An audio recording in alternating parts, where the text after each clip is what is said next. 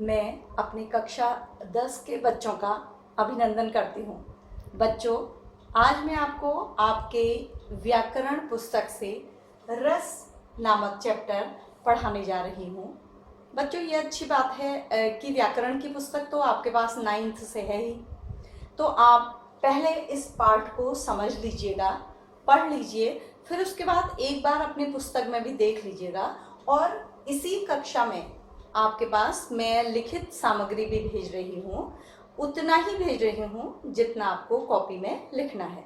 तो बच्चों, सारे बच्चे अपने जो पुराने पेपर हैं या बची पुरानी कॉपियाँ हैं उनमें ही इन रस के बारे में मैंने जो भी लिख कर आपके लिए भेजा है उसको लिख लीजिएगा।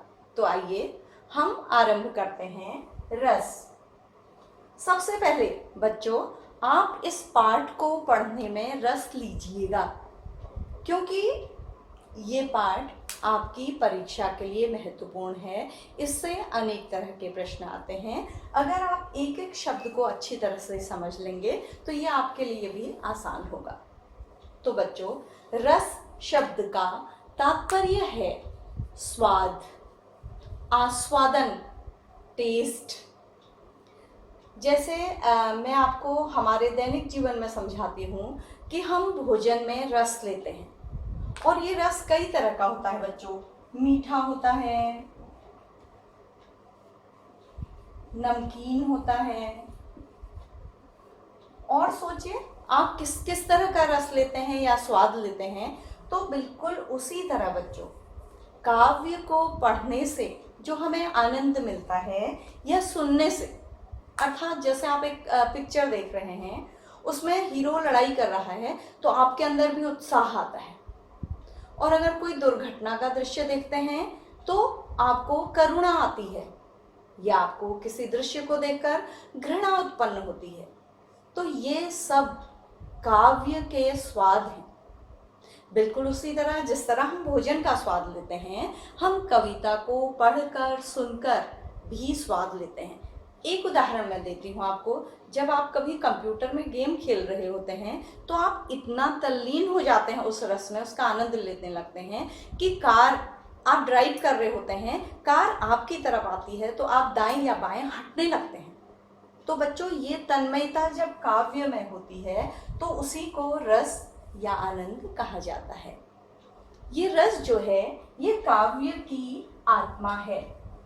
तो कुछ लोगों ने प्रश्न उनके मस्तिष्क में आया कि क्या रस के बिना काव्य हो सकता है? तो नहीं बच्चों, रस काव्य की आत्मा है, काव्य की आत्मा।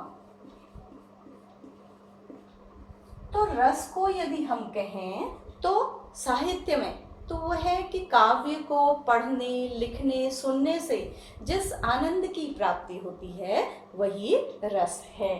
तो बच्चों, रस की सामान्य परिभाषा को हम पहले लेते हैं कि रस की सामान्य परिभाषा जब हम लोग पढ़ते थे तो हमें संस्कृत का एक छोटा सा सूत्र बताया जाता था, उससे सारी परिभाषा बन जाती थी बच्चों। तो वही मैं आपको भी बता रही हूँ।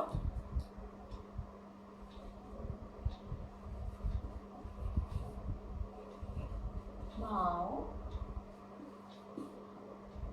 विभावा, नुभाव, इसमें स्थाई को भी हटाया जा सकता है। भाव, विभाव, अनुभाव, संचारी, संयोगाद, रस, निष्पत्ति।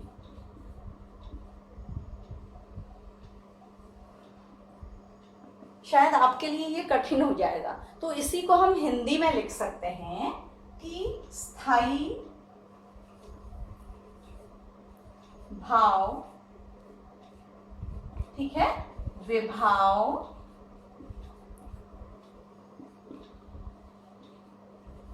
अनुभाव, आपको दिखाई दे रहा है, तथा संचारी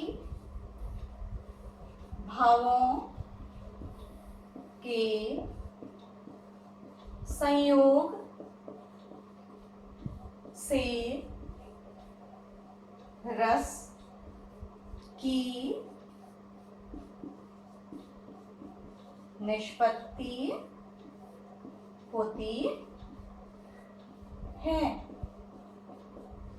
बच्चों, ये परिभाषा आप अपने पास लिख कर रख लीजिए, क्योंकि ये परिभाषा एक केवल शब्द यहाँ और एक शब्द यहाँ, जिसको हटा लेने से और यहाँ पर एक शब्द जोड़ लेने से ये सभी रसों की परिभाषा बन जाती है। आप अपनी पुस्तक में देखेंगे तो बच्चों आजकल साहित्यिक परिभाषा नहीं लिखी रहती है। जैसे हास्य रस की परिभाषा लिखी रहती है कि किसी घटना को देखकर या किसी काव्य को पढ़कर हंसी आए तो वो हास्य रस है। तो बच्चों, ये साहित्यिक परिभाषा नहीं होती है। तो साहित्यिक परिभाषा यही है जो मैंने आपके सामने लिखी है। आपके लिए आसान हो तो आप संस्कृत में इस छोटे से सूत्र को याद कर लीजिएगा, पूरी परिभाषा याद हो जाएगी, और या फिर इसको याद कर लीजिएगा। तो ये आपकी, अगर आपके सिलेबस में 6 रस हैं तो 6 रसों की परिभाषा इसी तरह से बनती है। तो आइए हम आगे बढ़ते हैं। अब आपको इसमें जो दिखाई दे रहे होंगे कि स्थायी भाव, विभाव, अनुभाव तथा संचारी भाव, ये क्या शब्द हैं, ये आपके लिए अभी परिचित नहीं है। तो मैं इन्हीं को समझाती हूँ आप लोगों को।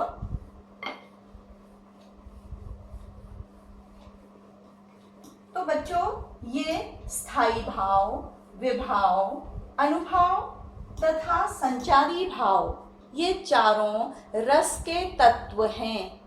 इनकी एक तत्व की भी अनुपस्थिति में रस पूर्णता को प्राप्त नहीं होता है।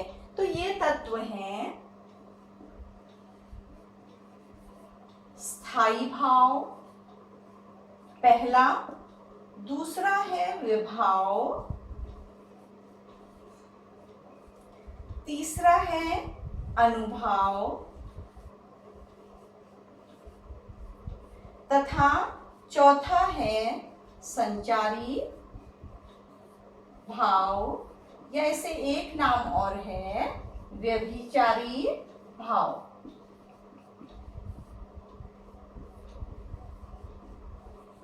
हाँ, तो पहली परिभाषा में भी आपने ध्यान दिया होगा कि मैंने इन्हीं 4 शब्दों का उल्लेख किया था।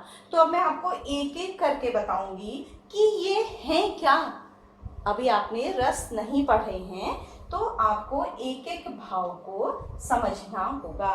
तो सबसे पहले आप इनको कॉपी कर लीजिएगा, जो आपको मैंने इसी कक्षा में लिख कर भी दिया है। तो बच्चों, हम एक एक भाव को पहले समझते हैं। तो हमारे सबसे पहला भाव है स्थायी भाव। आपने ये शब्द सुना होगा कि आप लखनऊ के स्थायी निवासी हैं या अस्थाई। स्थायी का तात्पर्य होता है परमानेंट, हमेशा रहने वाला। तो स्थायी भाव बच्चों हमारे मन के वो भाव हैं जो जन्म लेते ही हम किसी भी मनुष्य के मन में होते हैं और अवसर पाकर वो प्रकट हो जाते हैं। जैसे हमें कभी क्रोध आता है, या कभी हमारे मन में दया आती है, करुणा आती है, या प्रेम उत्पन्न होता है, या किसी बच्चे को देखकर प्रेम आता है, तो ये उसी समय जन्म नहीं लेता। ये भावनाएं हमारे मन में हमेशा से होती हैं, बस अनुकूल अवसर पाकर जाग जाती हैं। तो ये स्थायी भाव या परमानेंट भाव जो मनुष्य के हैं वो 9 माने गए हैं। प्राचीन काल में साहित्यकार कहते थे कि 9 स्थायी भाव होते हैं, लेकिन बाद में और 2 भावों की जो अनिवार्यता है, ज़रूरत है, वो महसूस की गई, तो 2 अन्य भावों को भी ग्रहण किया गया। तो आइए हम इन 9 भावों को पहले देख लेते हैं। तो बच्चों, ये हैं रति, हास, शोक, क्रोध, उत्साह, भय, जुगुप्सा,